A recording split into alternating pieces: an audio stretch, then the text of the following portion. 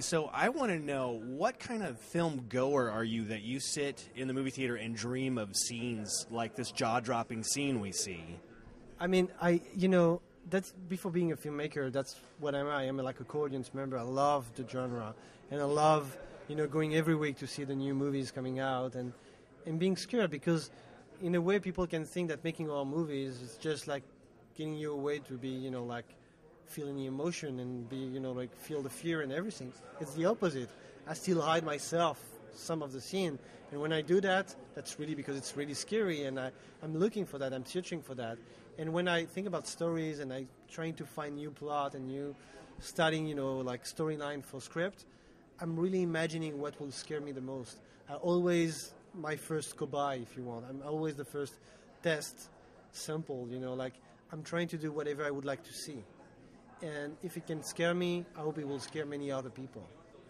Now, I want to know, are you looking at mirrors differently now after you've made this film? Because, I mean, just in the clips, I'm kind of looking at the mirrors differently, like just what they mean to the world and how many there are.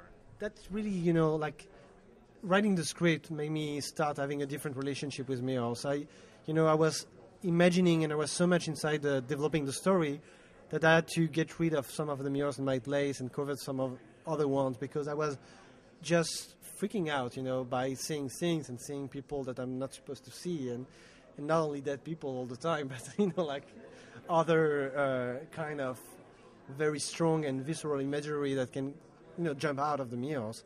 And that was also the goal of making the movie. I wanted a movie that create a fear that stay with you after you watch the movie, something that you bring home in a way, something that's going to contaminate the way you're going to look at the mirrors the next morning in your bathroom.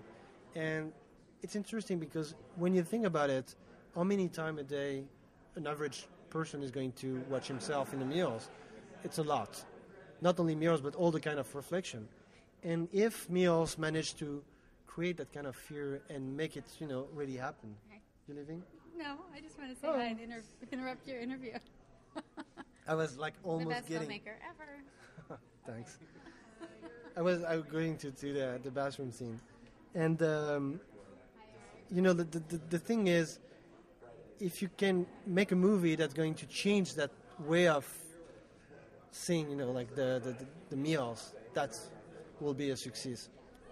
Now, when you have free time, are you just sitting and thinking of the most gruesome images in your head that you can think of? Is that how this whole process works? Before you sit down to write the script? I might be sick, but yeah, that's kind of automatic. I always imagine the worst. I always imagine like the worst thing and visually, and sometimes I take notes, sometimes it just stays in my head for other movies, but I always like picturing the worst thing that can happen.